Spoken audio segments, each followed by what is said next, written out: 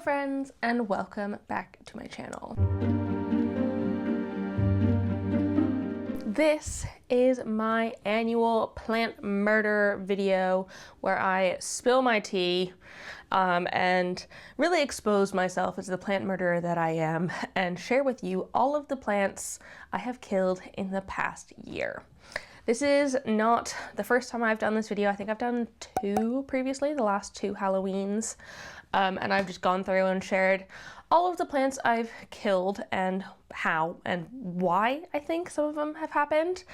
And that is what we're going to be doing again today for all of the late 2023 through till October 2024 plants that I have binned / killed / just like unalived in some way or another. Before I get into it though, I want to say if you're new here and you don't know me already, hi, my name is Emma and I make houseplanting content all over the internet. So if you want to follow along with my houseplanting journey and maybe learn something along the way, stick around, watch some more of my videos and subscribe to my channel. If you are not new here, welcome back. I really appreciate it. Let's just jump straight into these plants.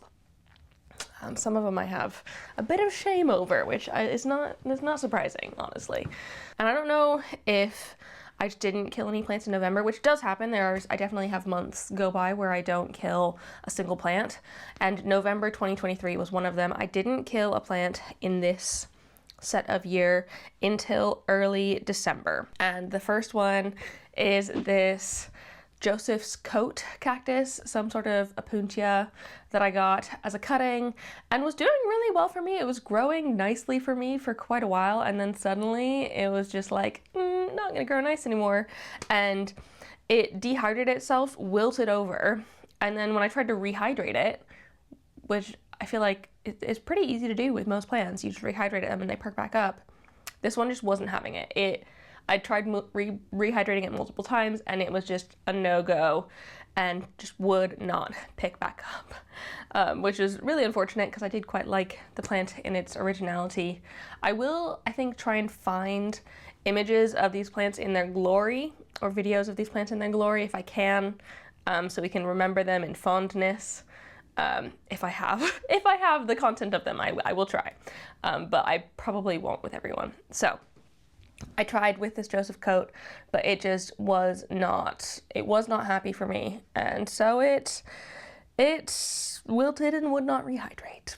Around this time, I finally gave up on my Philodendron Ring of Fire as well. This thing, it had been giving me so much trouble. It got thrips, and it got thrips bad, and so I decided to like cut it back to nothing and try and start over with it because all of the foliage on it was like quite badly damaged. So I cut it back and it just didn't regrow, or like when it did try and regrow, the leaves would just kind of off. And I don't think it's because it had fungus gnats. I don't think it's because it had pests like going forward after I chopped it and in theory got rid of them, but it just was, it wasn't having it. And so for the longest time I was just sitting with a pot of essentially dirt and like dead leaves, which really sucked because I think the Ring of Fire is super cool. I think it's super fun, but I've never actually been able to get them to grow well for me. This is the best I've gotten out of it, and that's death. So maybe I dehydrated it, maybe I didn't give it enough water to re-sprout well enough. That could be the case. Y'all know, if you've seen my previous plant murder videos, that I am a chronic underwaterer, but I feel like I've been really trying to tackle that this year and not let that happen as much. Maybe I was still just going through it at the end of last year, and it didn't work. Also in December, I finally gave up on my Ficus Audrey. This was one that I think I struggled with a little bit from the start. It very quickly got spider mites. I found my ficuses in general tend to be quite spider mite prone, which sucks. And it didn't really like that. I eventually got rid of the spider mites on it, which was great, but it then decided it wanted to drop all of its leaves and shrivel up like a little twig.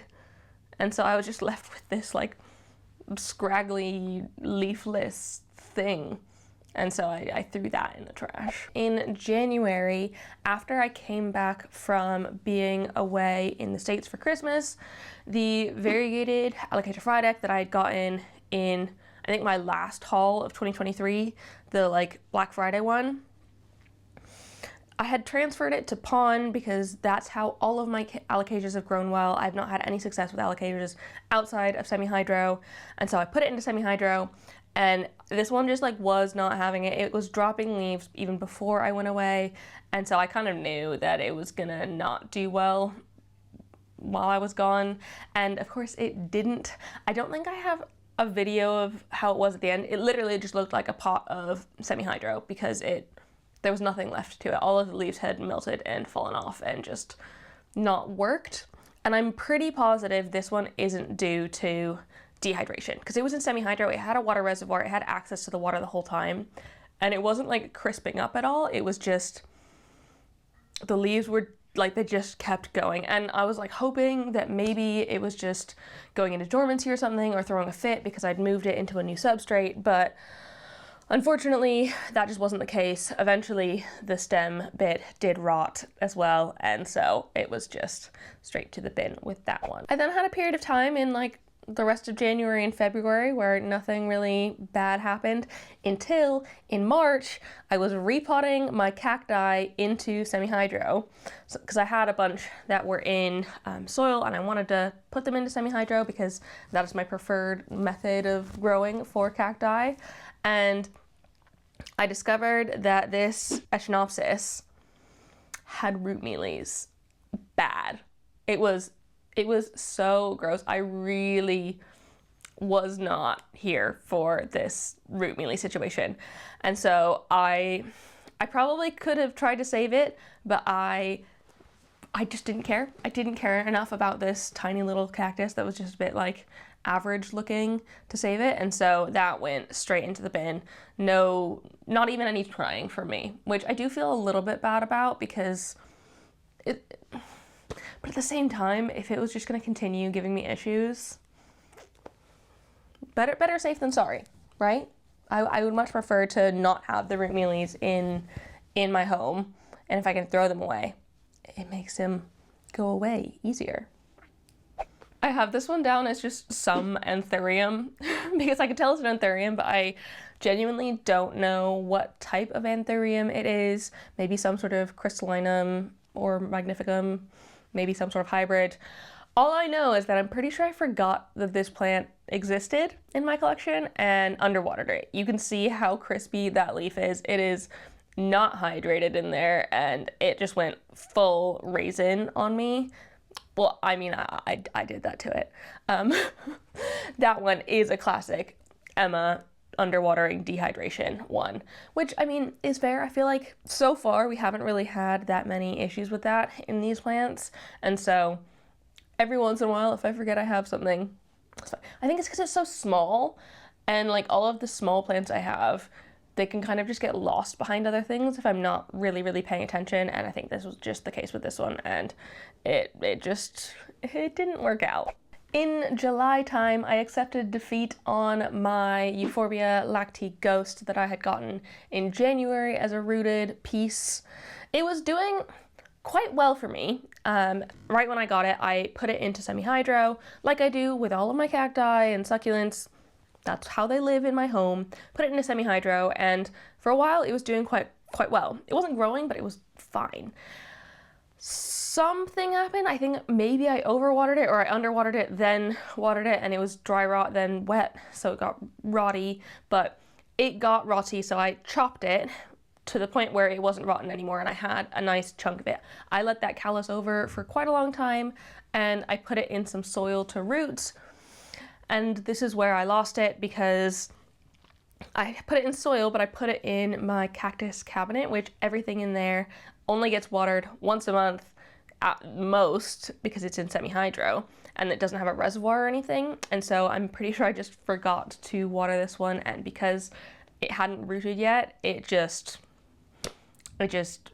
again raisined up and went fully yellow and crispy and bad, which that one was completely and totally my fault. I shouldn't have forgotten about it. I shouldn't have put it in a place that wasn't getting regular watering, because that's what it needed at that point in time. So that was just kind of a failed propagation on my part. The second variegated Alocasia Frydek on this list, I know I've killed 2 this year. You can see how badly I was trying to like have one of these, but I think I just refused to pay for one because they're still a little bit expensive, and I didn't want to pay for one just for it to die.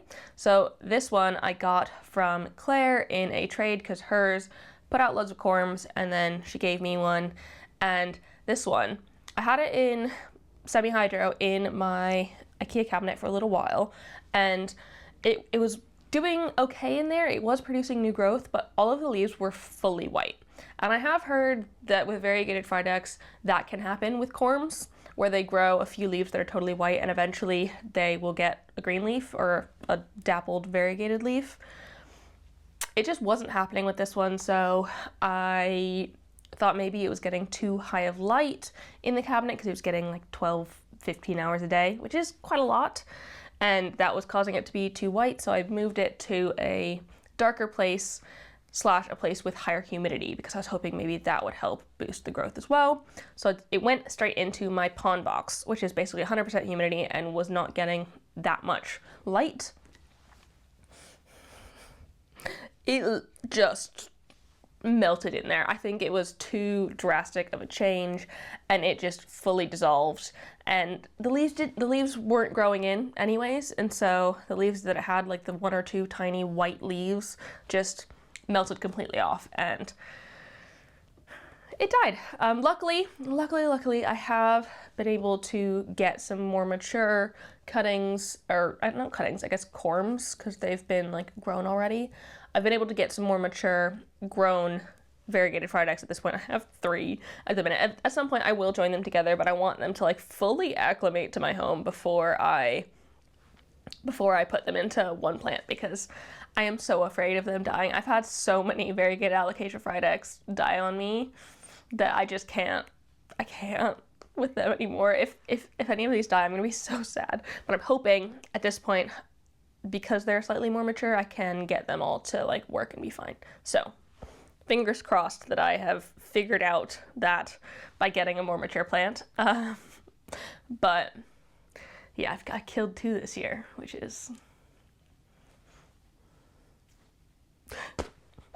In August, I killed my Begonia Grandis, which is one that I got from one of the plant swaps. I think the Manchester plant swap, I think.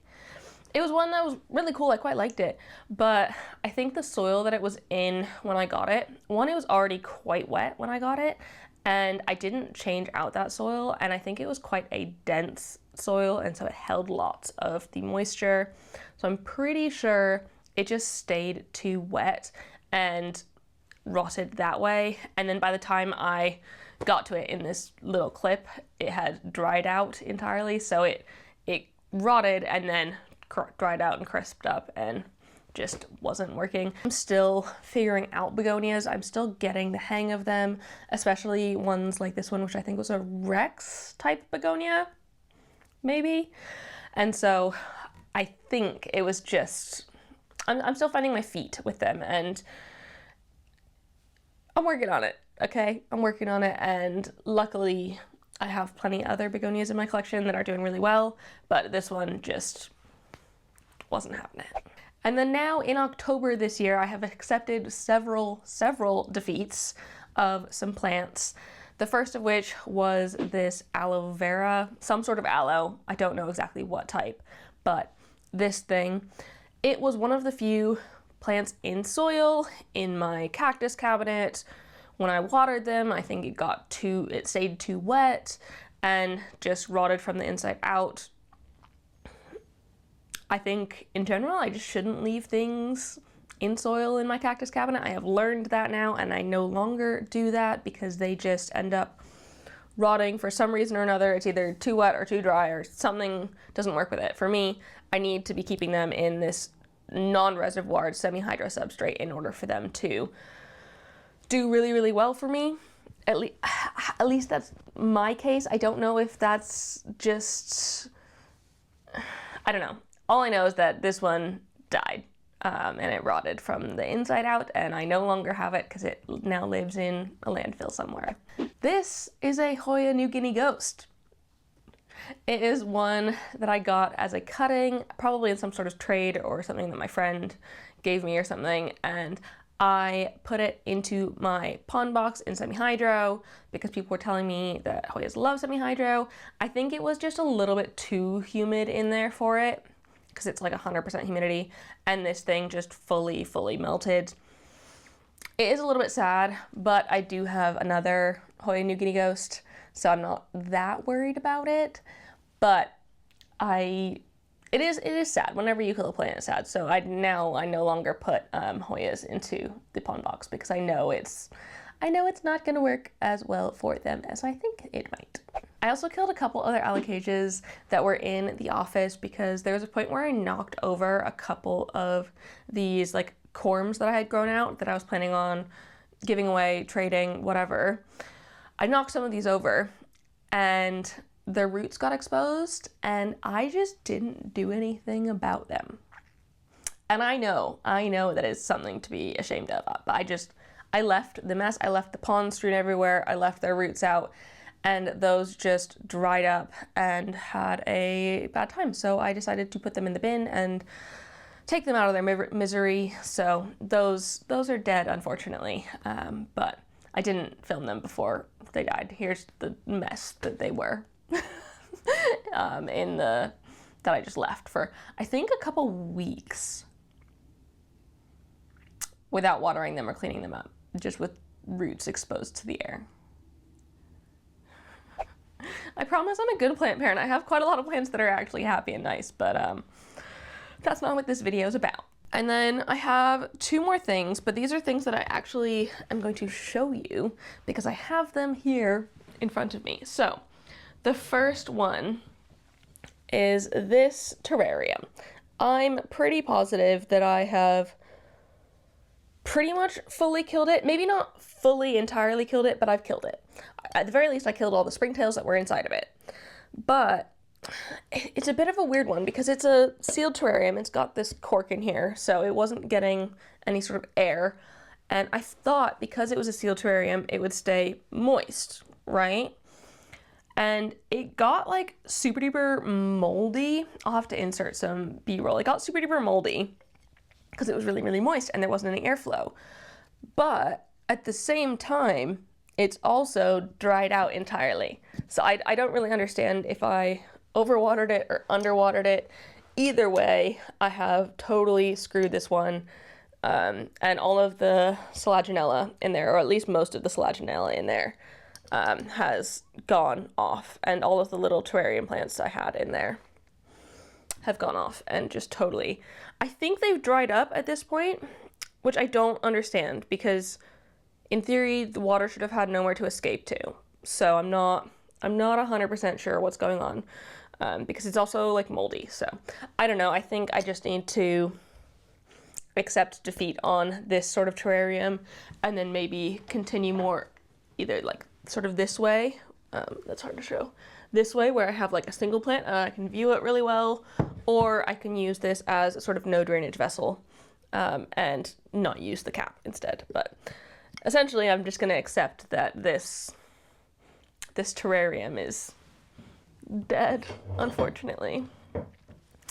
And then last, but certainly not least, this one isn't necessarily fully dead, but I am pretty positive that it will be. So this is my variegated Thanksgiving cactus. I have been struggling with this one literally all year. So I'm pretty sure I got like 3 or 4 cuttings of it in January, and I was able to root those, I think most of them, in water. And I wanted to start out rooting them in water and then eventually put them into soil. I was able to put some in soil. It's great, everything was going fine. A couple of them decided to rot. I think I was down to like 1 or 2. And then this one, it was doing actually quite well. I'm pretty sure I've got a picture of it somewhere, where it's, because it Okay, this is gonna be impossible to show you. This was the bit that I propped down here. It grew some new leaf. It grew more, which is awesome. That's like the goal. But then all of a sudden, I think after I came back from our mini moon wedding thing, I noticed that this one was starting to rot and essentially not do well. So I have like laid it down on top of the soil, kind of like that, in hopes that I could potentially get it to root from that join, that node. But I don't have high hopes for it. And it's a bit of a shame because I thought I was actually getting somewhere with this one, and I was hoping that I could actually save this one piece of like the 4 that I got originally. But it looks like that just isn't, it's just not gonna happen. So it's a bit of a shame. Luckily, I do have some more variegated Thanksgiving cactus cuttings somewhere else that someone else has given me at this point. So thank you for supporting my plant habit in things that I am inevitably killing. I really appreciate it.